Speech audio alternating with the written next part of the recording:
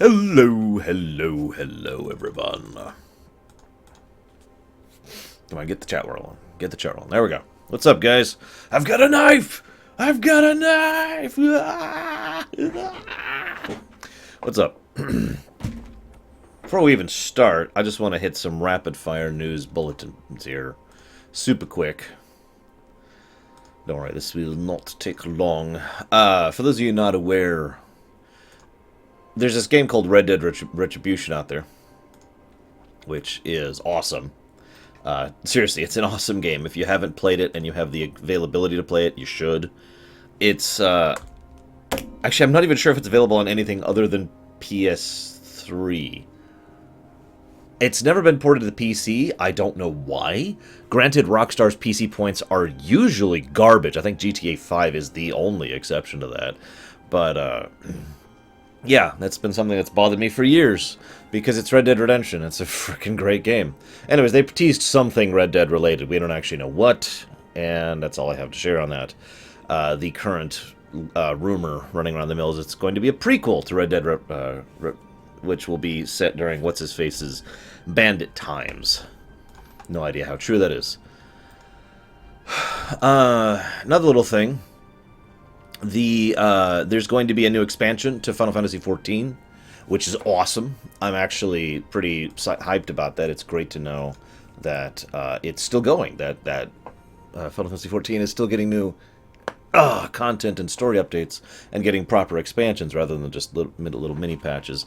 Even though I myself have a kind of a grudge against Square Enix for the FF14 situation, which I'm not going to go into right now, and haven't played FF14 since my initial month ran out, I still found it to be a very, very good game, a game I enjoyed a lot, a game that I absolutely would play if I had infinite time. I just need to finish that time machine. Anyways, so that's coming out. I do actually have a topic about that I'll talk about later. What else? Random news. There's not actually a lot of news this week. I have some random things to talk about, including a few little tidbits. I guess I'll just ramble for a bit and say hello to everyone. Hello, let's see who we got today. Bragwin, Manifope, Zawan, Myron, Bella, Corrales, Drakentar, Mr. Darkness, and Surge. What's up, everyone? And Darkrai. Who's this Darkrai guy? Hang on. Where's my Pokeball? Ah, shoot. Looks like I don't have one. You're safe for now, Darkrai. Hey, Deutsch. I am amazed that you're awake right now. Sorry. That sounds like an insult. It's not an insult. I'm just amazed. You're never here, man. Hello, Thrace. Put this here. I suppose while I'm just kind of wandering through here. Wait, it's been confirmed? Where's it been confirmed? I haven't seen any confirmation. I just saw the Twitter tease. Let's see if I can find...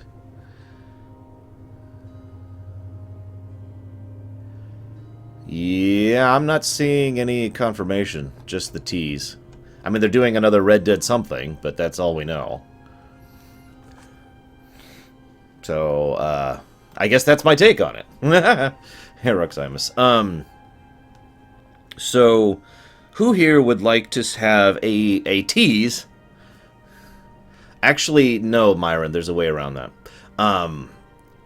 Speaking of teases, I'd like to tease the rumination I am working on next. There. That's way too obvious. There we go. That should give it away right there for anybody who's truly a hardcore fan of the Star Wars EU. No? Okay, we'll give you one more tease here.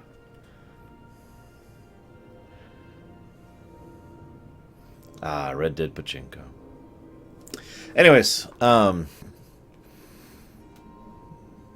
that sucks, Braven. Did you at least enjoy the tour? Red Dead Pachinko would be so horrible.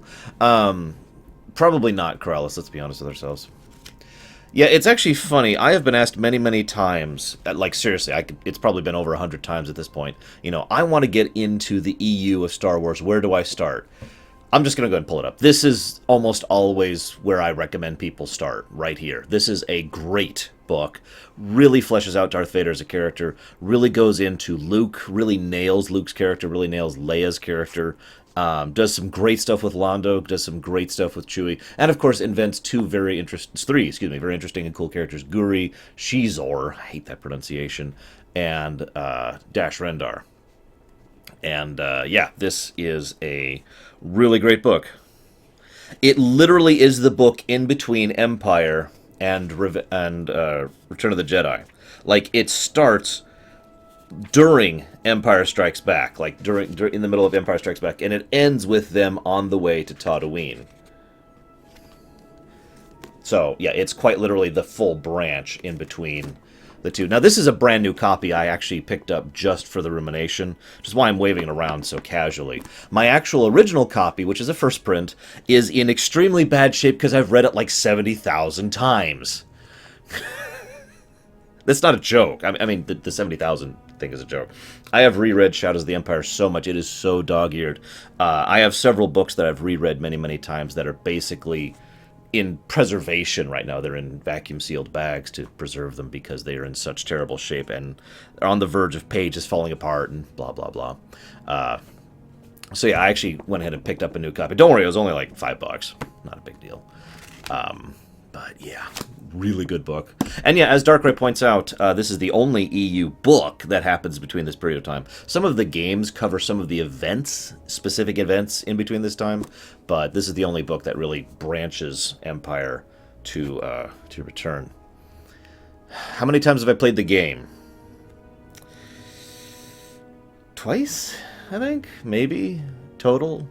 Like, once and a half, maybe? I didn't like Shadows of the Empire on the N64. Sorry, guys. Anyways. You'll also notice this is a book I'm doing a rumination on, and I hate the fact that a book was requested for rumination, but I was at least willing to give it a shot and be like, alright, fine. This is the last time I'm willing to accept a book rumination. And if this one doesn't work out well, then I'm just flat out cutting those off and I'm never accepting them ever again. Hey, Sean. Hey, GD. Hey, Zed. Hey, Zeiss. Yeah, I enjoyed... I will say I enjoyed certain levels in Shadows of the Empire on the N64. The race through Mos Eisley, or whatever it was, on Tatooine was good. The battle at Hoth. By the way, for those of you not aware, the reason every Star Wars game has to... Well, like 90% of them. Okay, that's still in a good... The reason lots and lots and lots of Star Wars games have the Battle of Hoth in them is because of Shadows of the Empire. It was pretty much the first one to really do that. What's so bad about ruminating books? Go watch my Heir to the Empire rumination for my answer to that. It's actually a complicated topic, but it boils down to the fact that I don't think I can ruminate books. Its format doesn't fit my mindset for rumination. Oh, it's too long? I'll read this in 20 minutes. I'm a speed reader in general, and this is not a long book, and I know it inside and out. I could probably ruminate on it without reading it again. I just wanted to. Let's see. So, first let's talk about Shizor and how he's a prick. And he wants to prick Leia, which is just kind of not cool. But no, books just don't work that great for rumination format.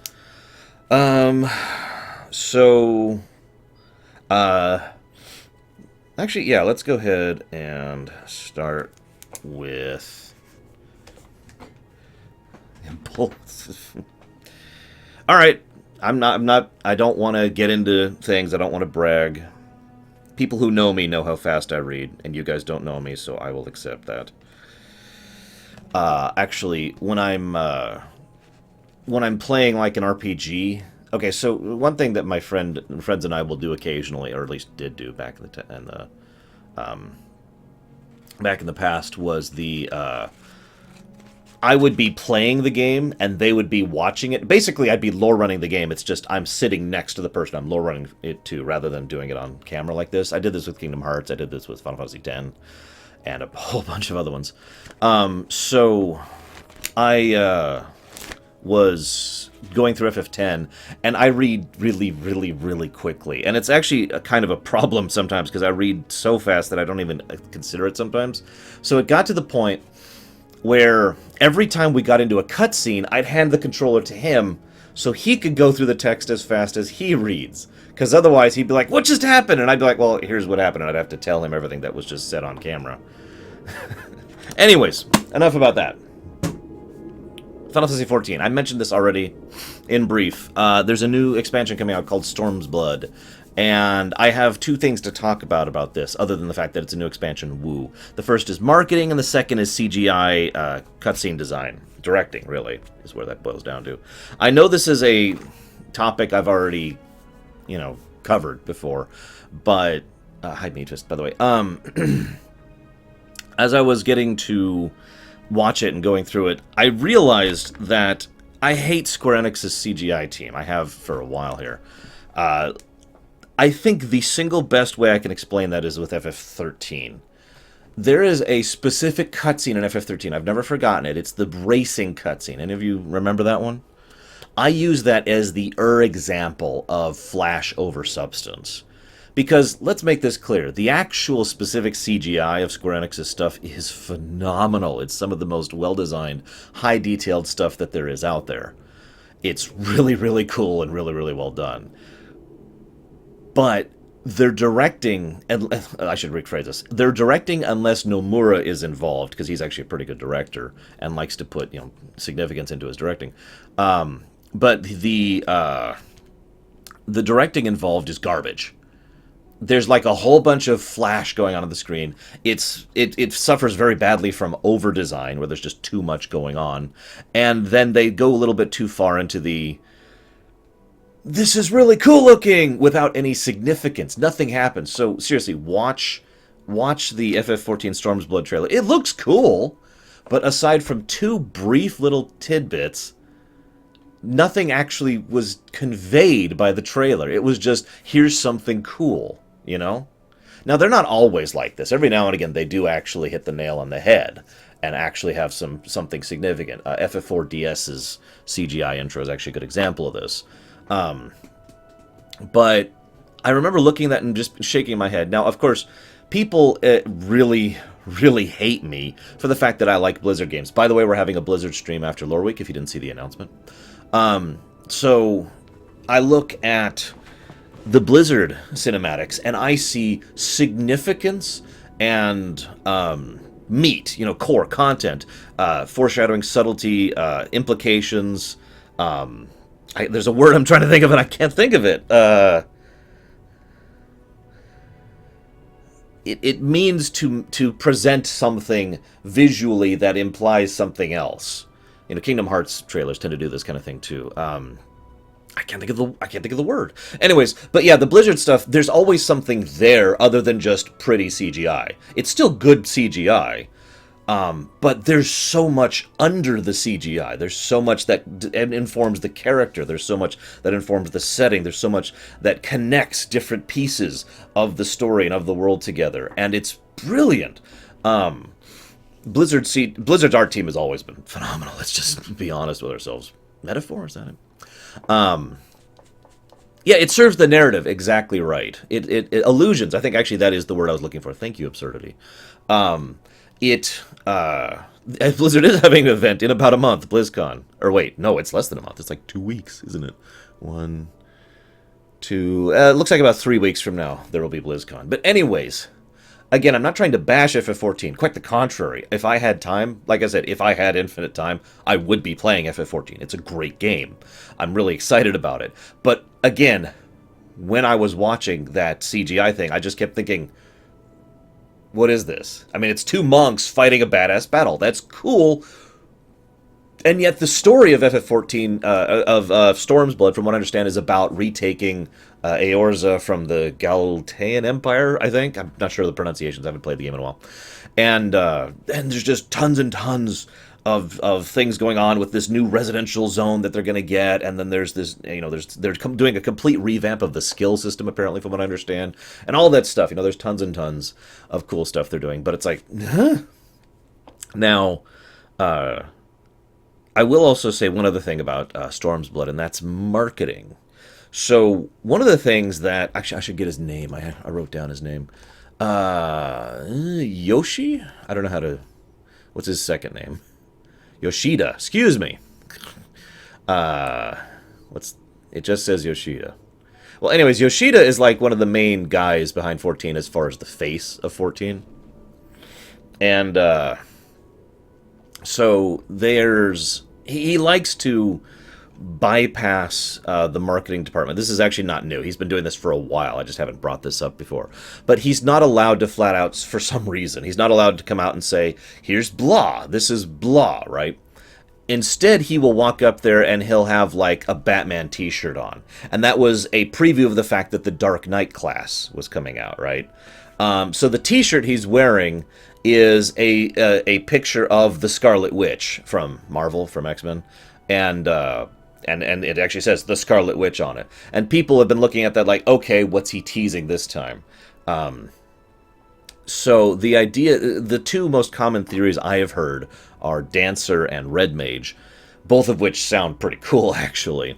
But that's not really what I want to talk about. What I want to talk about is that style of marketing.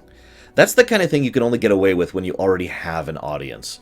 I would love to do that kind of marketing on a regular basis. The idea of just walking up there, and I wouldn't call attention to it. I'd just be wearing a t-shirt or have like a hat on or something that indicates something so that people will look at it and say, what's he mean with that? You know, just it's a form of a tease that complements the viewer. It's the kind of marketing I enjoy, as opposed to shoving it into your face or smashing it, you know, all over this, or just being like, look, here's this, or it makes you think. And by not giving you the answer flat out, it actually encourages you to try and deduce what's happening, and therefore treats you like you're an intelligent individual. And that's the kind of marketing I enjoy. And that's cool. I like that. And there are, I mean, this guy, Yoshida, is not the only one who does this. I've seen quite a few individuals in marketing. And yeah, Kojima is a good example of someone who used to do this, sometimes deliberately, sometimes not. And it's a cool marketing style, and I enjoy that. And I think that there should be more of that kind of presentation. The idea of, here's this, and just presenting it there. Don't really necessarily call attention to it. Don't need to treat the audience like they're an idiot. Because they're not. The audience isn't an idiot. They're not.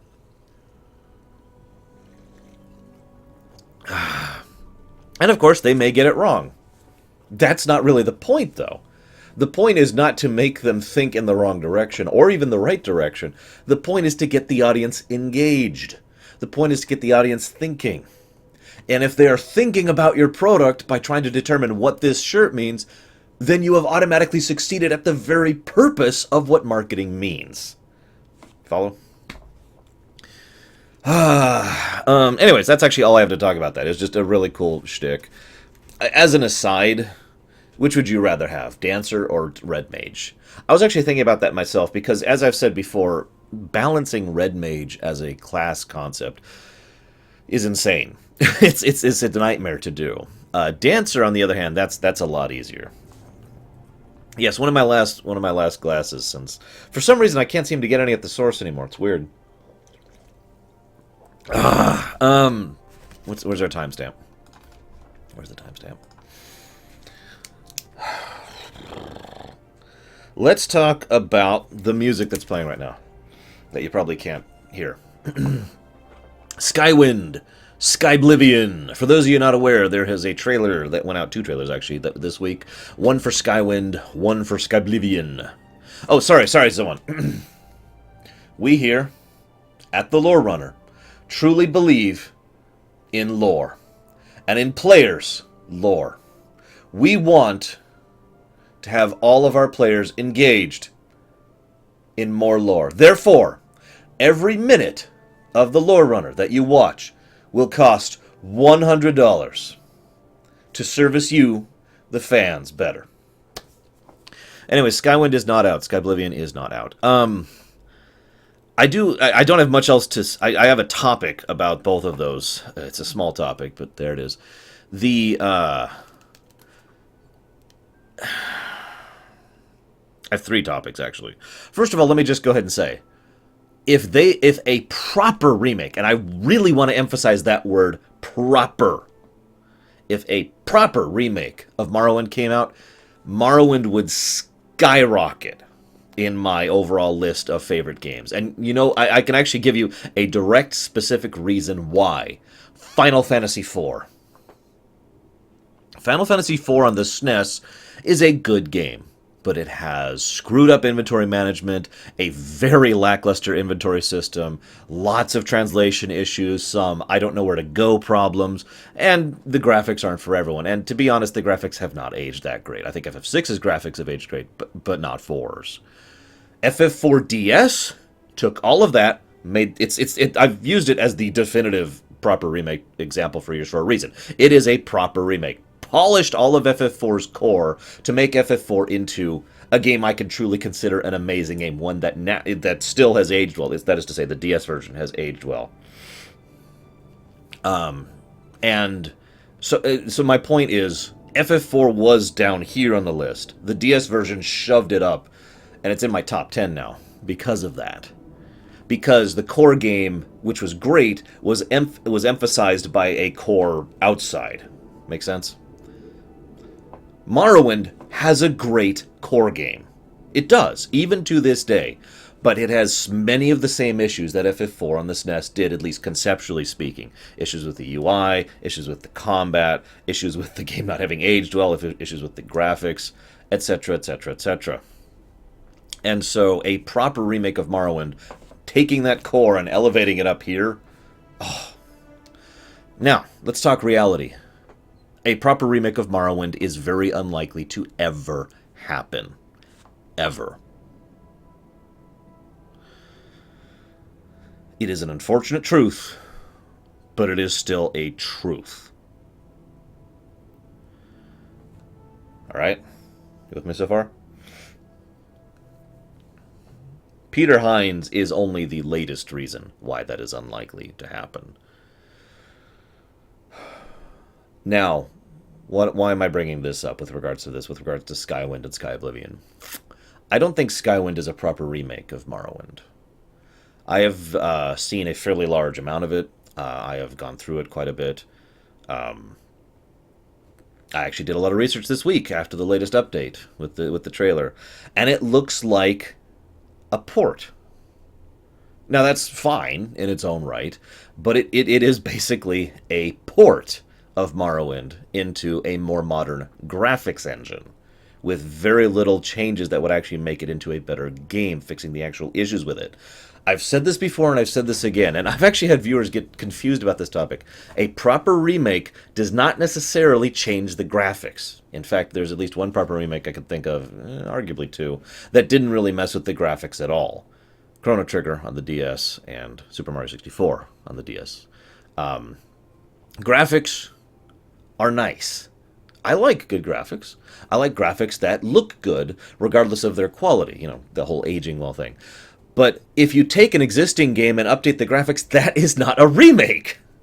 That is a port. That is actually that's not even a port. Excuse me. That is actually a remaster, is what that is. Let's get accurate with our terms here. You polish up the graphics, all you have is an HD remaster, and that's nice, but that's not what I want. And it's one of the reasons I get irritated about certain remasters. Certain remasters, I've spit venom for like a year and a half at FF10.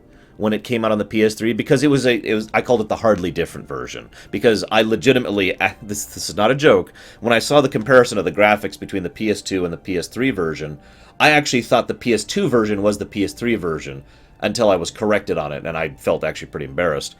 Point being, though, I spit venom at it because all it was an HD remaster. Now, I have since kind of taken back that stance because accessibility is a concern. I mean, you know, getting a hold of a game and being able to play it on a modern system is actually a thing for consoles. And of course, being able to actually easily access a game that isn't really hard to come by. I mean, in other words, what I'm trying to say is if Bethesda actually put out an HD remaster of Morrowind, I wouldn't automatically be against that. Because it would mean some people would be able to actually play it because, you know, for some people graphics matter and blah, blah, blah, and I'm not here to judge.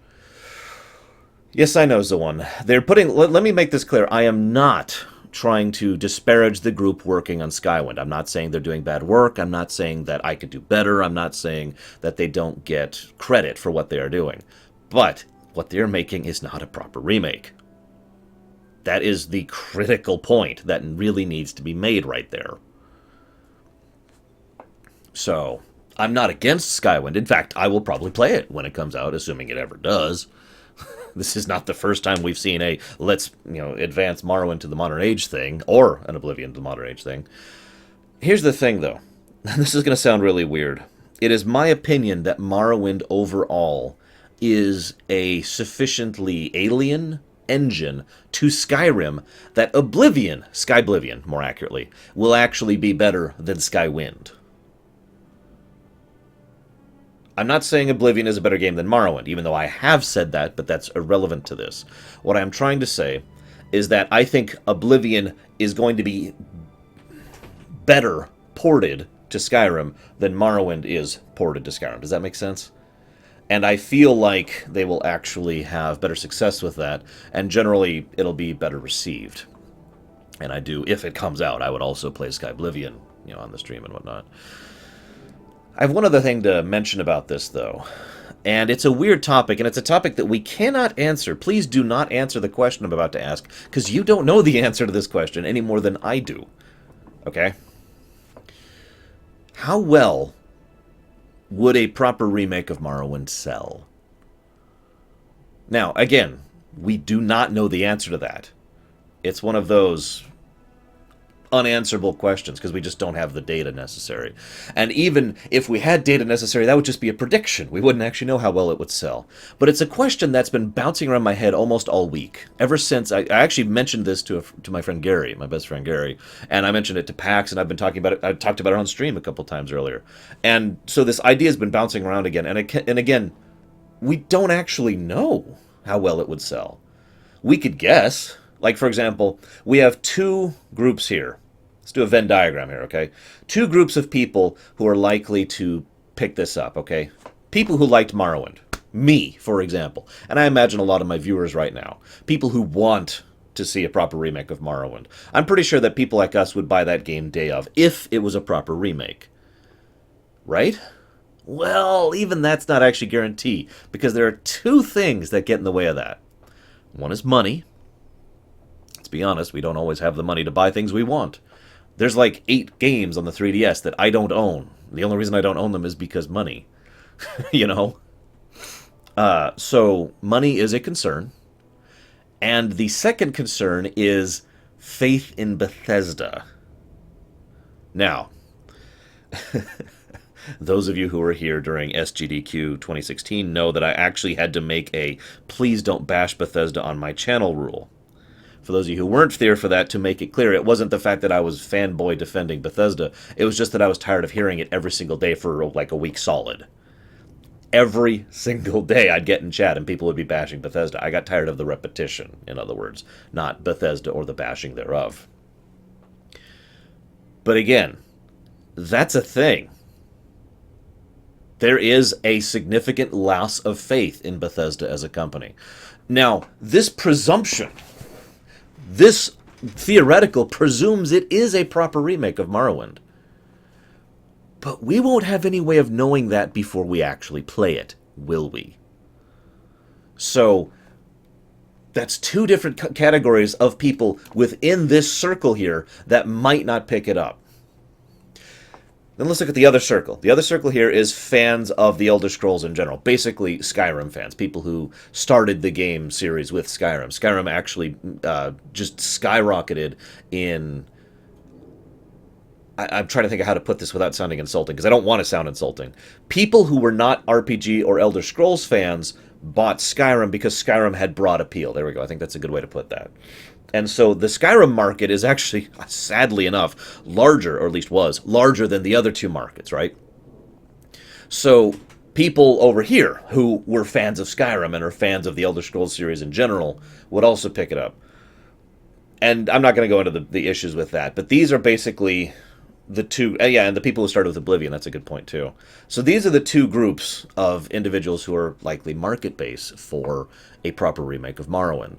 Some of these people over in the second category may have never even played Morrowind. In fact, I would say probably have never played Morrowind. These people in the first group might not be willing to put faith in them actually making a better game. And I don't want to bring this up, but let's be honest about it. We disagree on what proper means when it comes to a proper remake of Morrowind. I've actually brought this topic up more than once in my stream. If you wanted to, what would you change in a proper remake? You're given the reins, total control. What would you change in a proper remake of Morrowind? And there were a few things, like 2 or 3 things that the vast majority of us agreed on. But then there was everything else. Some people think this should be changed. Some people think this should be left alone. Some people think this should be changed, and so forth and so on.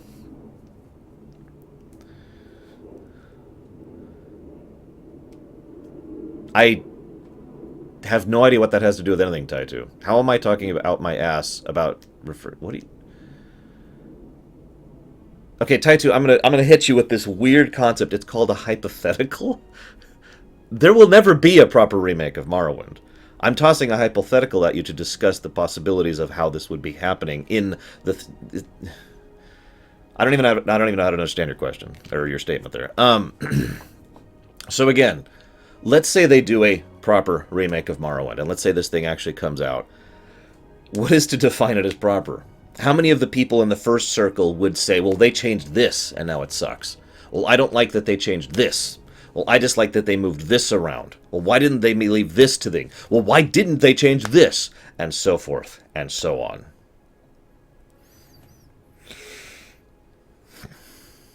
This brings me back to Skywind. A fan remake of Morrowind is probably the only actual hope for any possibility of Morrowind being carried forward to the modern era. The companies will have done everything I just said, except in actual meetings with actual professionals with actual numbers behind them. And they will look at the situation and say, this is not financially feasible. And that will be that.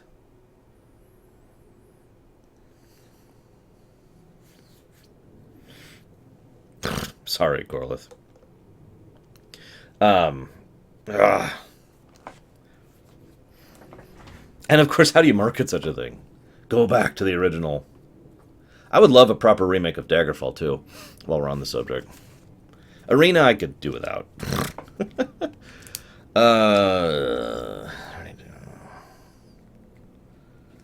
Let's talk about something mild here. Just a brief topic I wanted to toss at you guys. How many of you out there have played Assassin's Creed 3? Or any of the Assassin's Creed games, really? No, I gotta wait.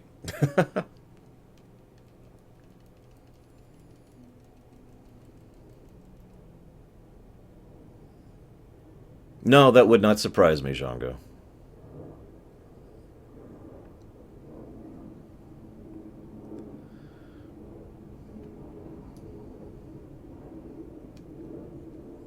I mean, there's a lot of people who say Fallout 1 is better than Fallout New Vegas, so that wouldn't even begin to surprise me.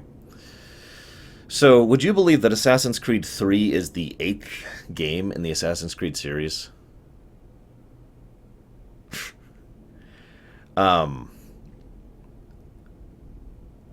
Admittedly, part of it, I'm trying not to get into the pet peeve side of this, because I do have a pet peeve with regards to this thing, and the pet peeve is the naming nomenclature. That's redundant. The nomenclature that people use when naming games. In other words, if you have like let's use Kingdom Hearts as probably the example. So there's Kingdom Hearts, right? Sometimes referred to as KH1, Kingdom Hearts 1. Then there's Kingdom Hearts 2, Chain of Memories, and then there's Kingdom Hearts 3, Kingdom Hearts 2, and then there's Kingdom Hearts 4, 358 over 2 days, and then there's Kingdom Hearts 5, Birth by Sleep, and then there's Kingdom Hearts 6, Recoded, and then there's Kingdom Hearts 7, 2.8. Did I miss anything in there? Oh, I guess I missed Unchained, if we're counting that. And Chi, if we're counting that.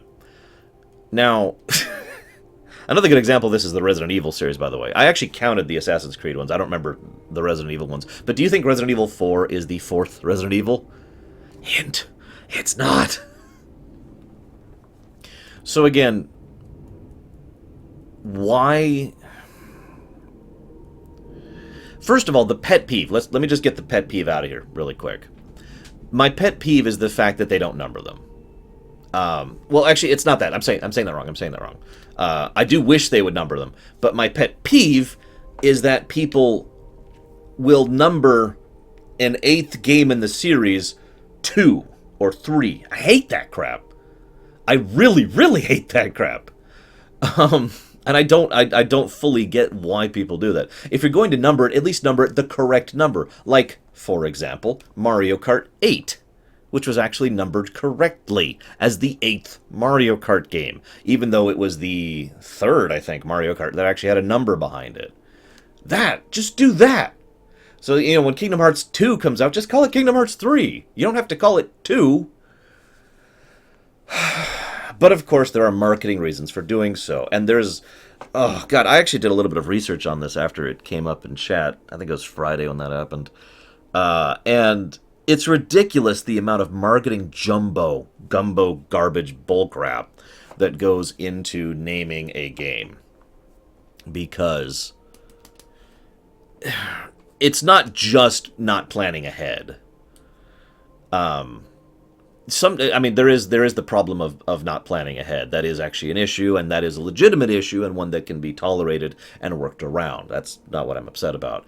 There are people who specifically go out of their way to only number main games in a series, or in other words, to try and increase marketing for a specific game.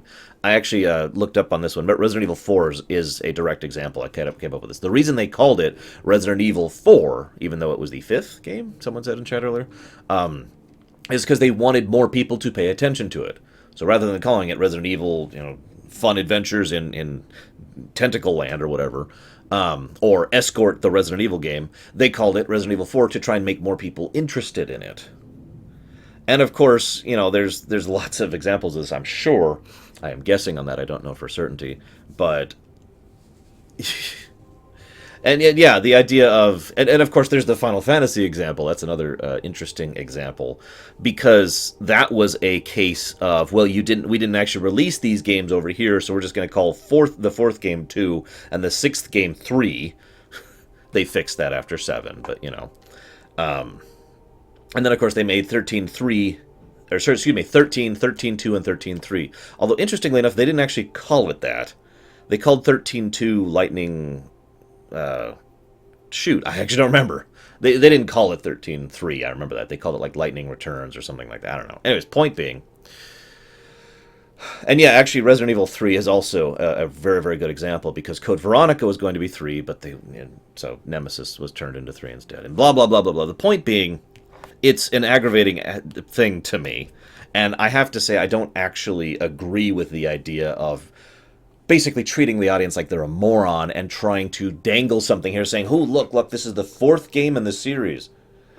Honestly, I think Kingdom Hearts is probably the biggest example of this. Because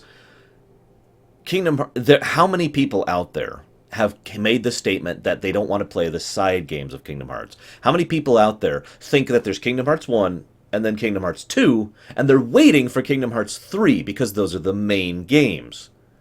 Now, those of you who understand and know this know that there is no main or side games in Kingdom Hearts. It is all part of the main series.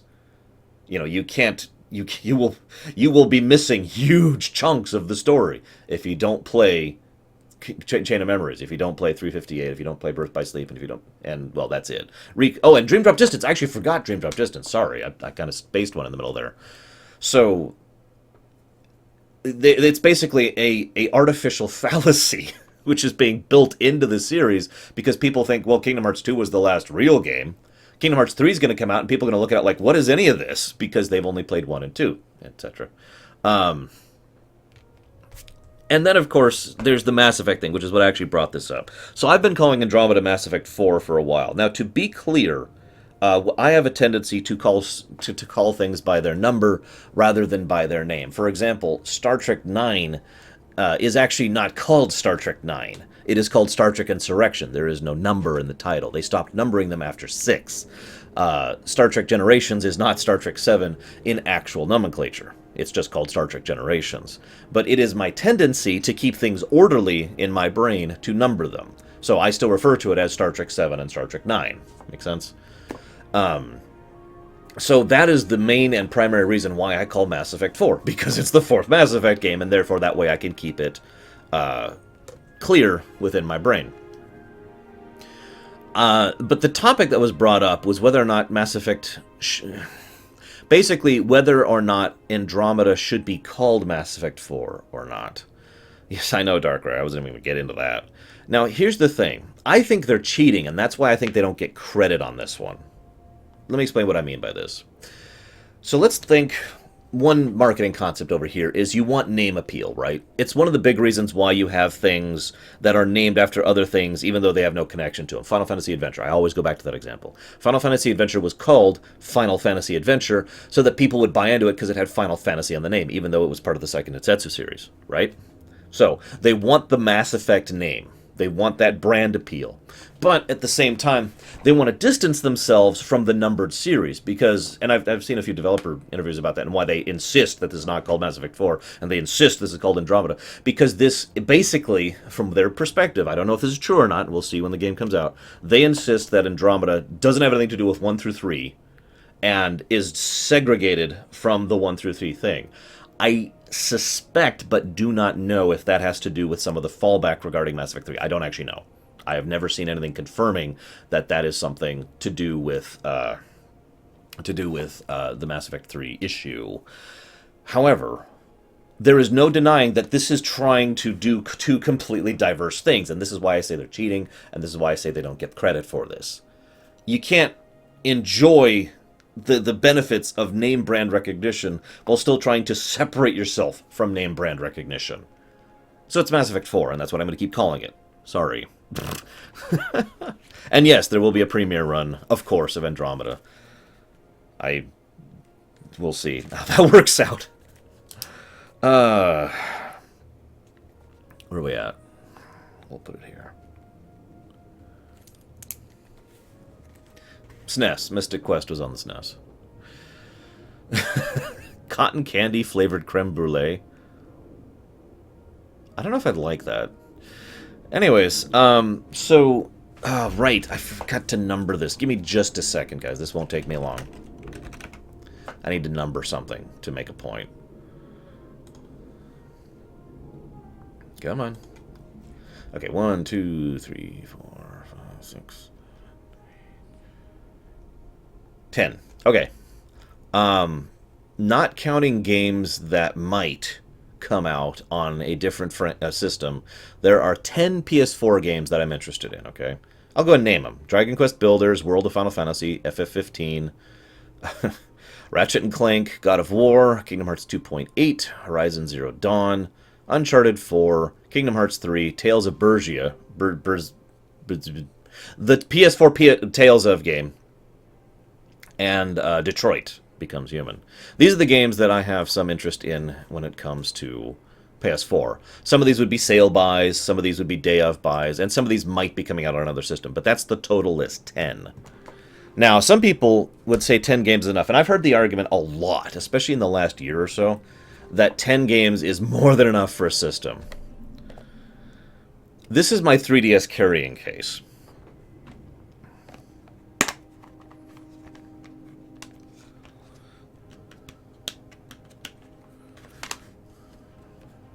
There are 24 games in this.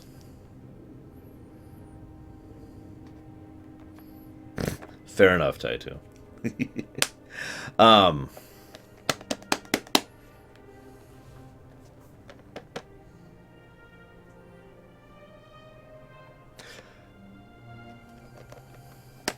PSP, 15 or so.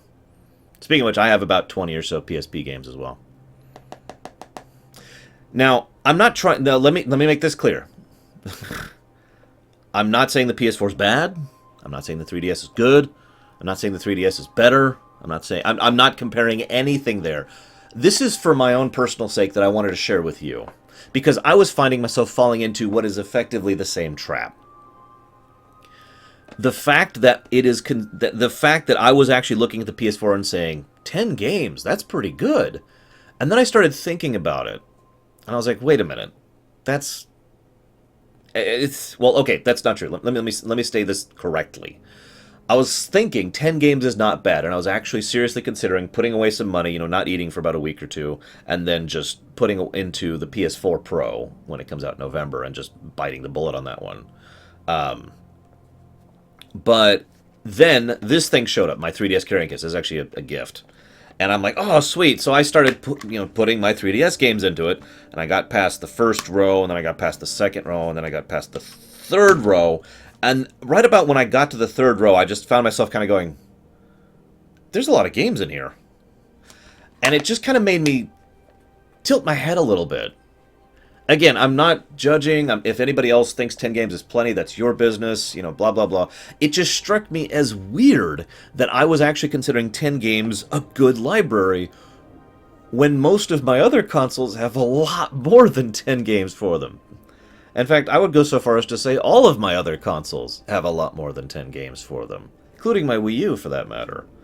And the PS3 and the PS2 and so forth and so on. I mean, if I started counting how many DS games I have, or SNES games, or NES games, I think I guess there's one exception. Excuse me. The N64 is the exception. The N64 is a console that, if it came out right now with the full library that it has, I probably would not pick it up. It probably wouldn't be worth it. Now, of course, the PS4 is still relatively new and will continue to have more library in the future. But I don't know, it just struck me as weird that we've reached a point where I can actually walk up to someone and say, hey, 10 games, is a large number of games for a library. And I just find myself kind of disagreeing with that. 10 games, now I will agree with Zagoten, 10 games is not a good library. 10 games is a good starting point for a library. And it is worth noting, when I bought the 3DS, I bought this thing on faith. I actually don't have my original 3DS. I gave it away to a friend. But I bought my 3DS on pure faith. When it came out, it had, I want to say, like 2 games on it that I was interested in. And I was, for the first, 5-6 months of the 3DS, I was like, oh my god, I have completely blown money on something that is completely flopping. Now, I lucked out. The 3DS has proven itself, as I just demonstrated physically and numerically. Wii U was actually a similar thing. I took faith in Wii U, and Spirit purchased the Wii U for me. I will never forget that Spirit bought me this Wii U right here. Thank you again, Spirit, even though you're not watching this. But yeah. Would my decision change if the system cost less money? Yes, absolutely. $400 is a lot of money.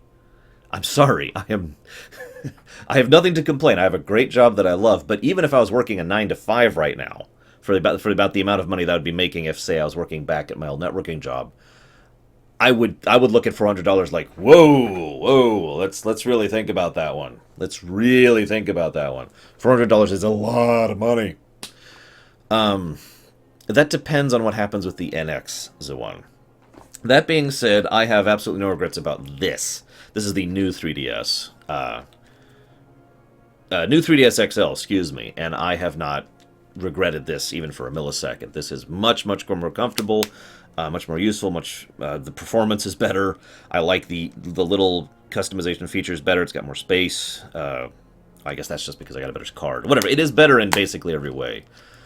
So, I've had people ask, is this worth it? And I've said absolutely if you can afford it. But that also depends on the library. Someone asked, what's a few of my favorite 3DS games? Just going down the list here. Bravely Default needs to be on that list. Oh, by the way, there's about 8 3DS games I don't own. I mentioned this earlier, which would also be adding to this list. Just tossing that out there. I liked the Mario & Luigi's. Theater Rhythm is surprisingly good if you like that. I don't know. I'm debating what do I call my absolute favorite 3DS games. That's a tough one, actually.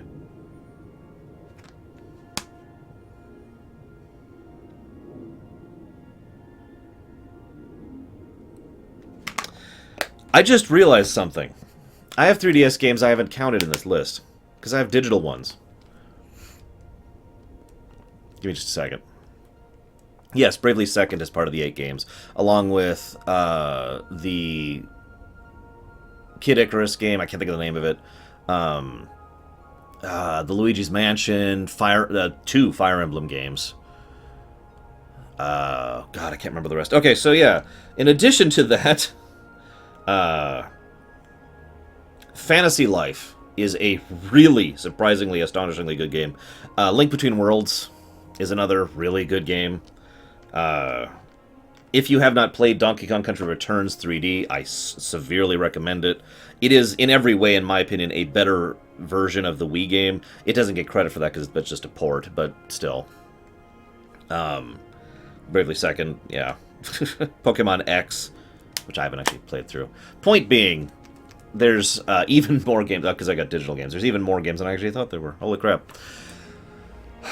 I don't actually have anything else to say here. I just wanted to comment on that thought process that went through my mind, and I was just like, wow. Timestamp. We could cut this off soon if we wanted to. I got other stuff to do. Let's talk about one other topic, because I've kind of held off on this topic for about a week now. Oh yeah, Dream Drop Distance. I actually forgot about that one. Although I have that on the 3D or the PS3 as well, but you know I still obviously have the original 3DS version. Why Zagoten? I can give you one very quick and easy example. Now this is a flashlight and this is a camera, but pretend for a moment that these are Wiimote controls. Okay, so I'm playing Donkey Kong Country Returns, and it's a great game and I'm having fun with it. Oh, I have to do a thing. Okay, hang on. Roll, roll, keep rolling, keep rolling. Okay, jump, roll, jump, roll, jump, roll, jump. Have I made my point yet? I haven't played Omega Ruby yet. I own it. Also, the 3DS version comes with some new levels that are actually new. They're not just like, here's some more levels. They're very creative and they're very fun. I did too, Zagoten.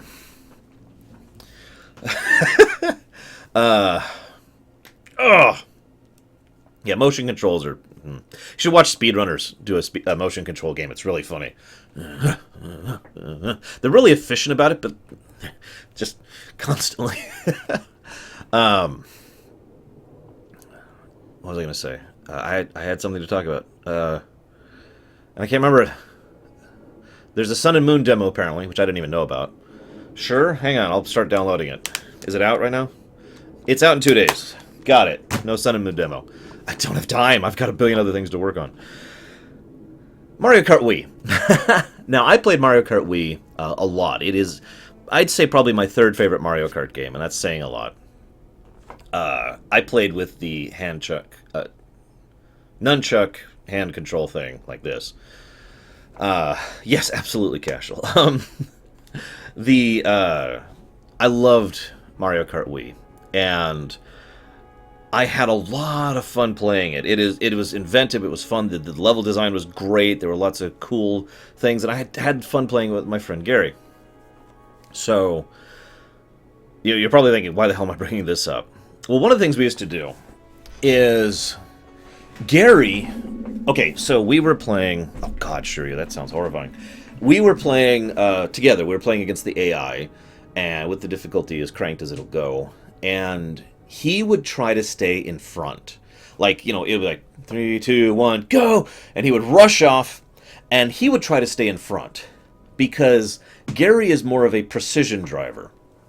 He enjoys racing the track, not the people. So for him, minimizing and maximizing and generally just trying to absolutely squeeze every millisecond out of his turns and whatnot is something he enjoys and he's good at. So he'd stay up front. I would sit there and do this for however long. Now, on average, it would be about a lap and a half. So I'd just kind of chill here for about a lap and a half, not even touching the controllers. Then I'd pick up the controller and take off. Now, we were still racing each other, by the way, in addition to the AIs. But I prefer the kind of driving style where I'm driving through a pack. I'm a very aggressive racer, and I'm actually having a lot of fun when I'm racing through, you know, the 10 or however many people it is, 8? I don't know. The 8 people as I'm trying to race through, beat this guy, get him out of the way, use him to boost myself. And of course, Mario Kart Wii had what is, in my opinion, a very big design flaw with regard to the fact that the further back you are, basically there's a chart. And your position determines what kind of power-ups you can get, and generally the better power-ups are the further back you are. So it's a catch-up mechanic, in other words. So I'd be using amazing power-ups to try and drive through the pack in order to catch up, whereas he's trying to be very precise and just completely ignoring the pack and keeping on the track. We loved doing this. We did this a lot. It added a huge amount of replayability to the game. Here's the question, and this is why I'm bringing this up. Does Nintendo get credit for that? Does the game get credit for that? Because we talked about replayability recently. We talked about how replayability is generally a good thing, and we talked about the gameplay side of replayability and the lore, story side of replayability, and we talked about that topic a lot. And I got to thinking, because I was driving when I was thinking about this, ironically, how much... I mean, obviously, a game can do things to encourage replayability. But what I'm talking about is something the game didn't deliberately do to encourage replayability. Me staying in the back of the pack, them charging ahead, or him charging ahead, that specific thing that we put onto the game added replayability for it. Speedrunning is something that adds replayability to it. Challenge runs, 3 heart runs in Zelda, that adds replayability to it. Does the game get credit for something it didn't deliberately design that we added to it? I agree with that, Tigzar. Well, I halfway agree with that. 1% agree with that. Does it get credit for that? Now, in some cases, they deliberately design it to encourage these things. I'll give you an example. Chrono Trigger was designed with a low-level playthrough in mind. I actually talked about this during my task, my level 1 task of Chrono Trigger, and how there's so many aspects of the game design that were deliberately done to allow you to be able to progress at a very low level. Now, that was not done necessarily to encourage challenge runs. That was done to remove grind from the game, but it was still something that was deliberately done. So does that count for a lower-level challenge run of Chrono Trigger? Several aspects of FF6 actually lean towards the solo character challenge, the SCC. And I'm not going to go into all the details. I don't want to drag this out any longer. But the point being, several aspects of FF6 encourage an SCC. And therefore, do they get a credit for that? Shovel Knight actually has several aspects of its design that specifically had speedrunners in mind, and were designed with speedrunning in mind. And I believe they actually have a speedrunning mode. I'm not sure about that. Was it Shovel Knight? There was another game I played recently that has a speedrunner mode in it.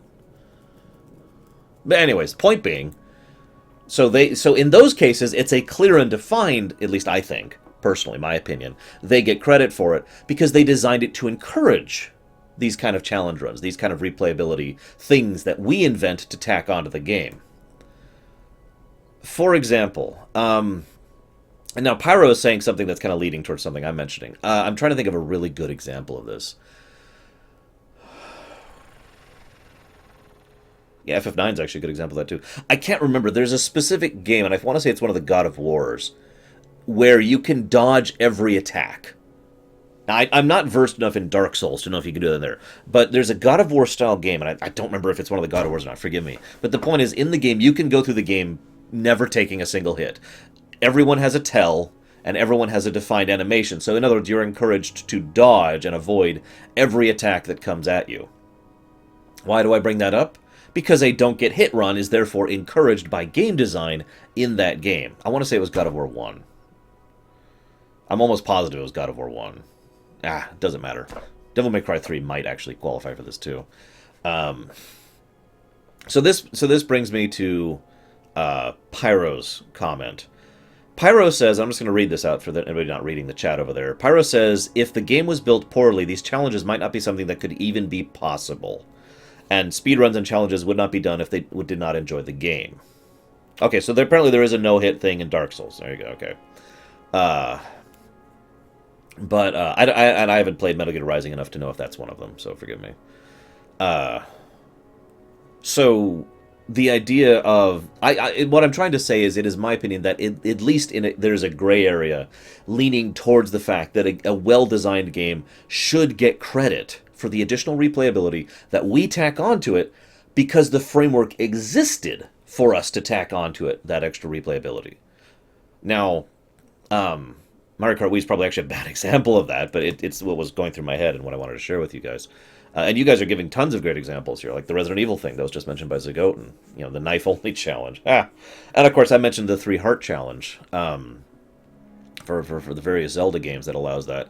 And there's certain games that are specifically designed so that you can be as long as you're good enough, you can do things. Now, there are certain games that are... I've used the term before, resistant to speedrunning.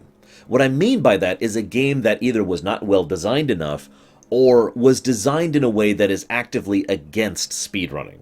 You know, something that actually goes against most of the precepts of how speedrunning works. But this kind of thing exists for challenge runs, too. In certain games, doing a pacifist run, doing a low-level run, doing, you know, whatever one, is actually mathematically impossible. Because the game was not designed, you know, in a manner that is actually possible at all, in addition to not encouraged. So there's kind of like a 3 gradients here overall. There's like completely against the idea of player-generated replayability, deliberately designed with the intent of player-generated replayability, and then the vast majority of things, I think, sits in the middle here, somewhere on this list. In other words, a game that is well-designed, but is not specifically designed towards replayability. And this is what I was talking about here. Yeah, as Takoida says, unskippable cutscenes is a horrible thing. Xenogears is a very anti-speedrunning game. Bad checkpoint placement. There's, for example, there are games out there that are designed with the intent of you just get hit. You can't dodge this attack. You're supposed to just absorb it. So a no-hit run is not possible in those games. There are games where you can't avoid gaining exp, so a low-level run isn't possible.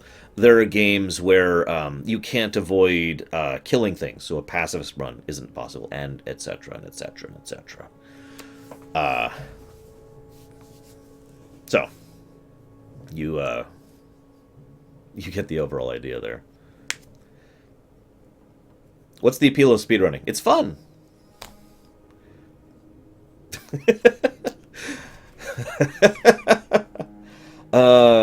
I've got 2 more topics, but I might save them for next week. Although, actually, we might not be doing a Loreweek over some of the next few weeks, because I've got so much going on here. Yeah, Kingdom Hearts 1 on the PS2 was actually considered very anti-speedrunner.